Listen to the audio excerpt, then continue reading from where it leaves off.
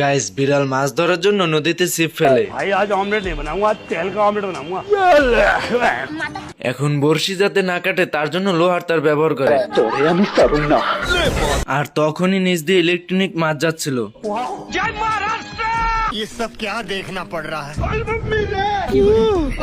বিড়াল বই পড়ে দেখে কাককে মাছের টোপ হিসাবে ভালো ব্যবহার করা যায়।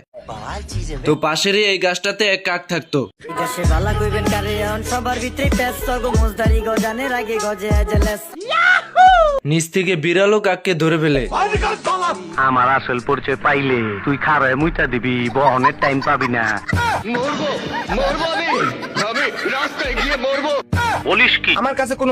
এন্ড মাছ কেমনে ধরতে এটাই শিখাতে শুরু করে। এইদিকে কাক একটা বোমে আগুন ধরিয়ে খেলনা মাছের ভিতর ঢুকিয়ে দেয় এবং বড়শির আগে মাছ লাগিয়ে পানিতে ফেলে দেয়। বিড়ালও মাছ মনে করে বড়শি টান দেয়। তো এই বলদে বোমালা মাছ নিয়ে পোষ দিতে শুরু করে।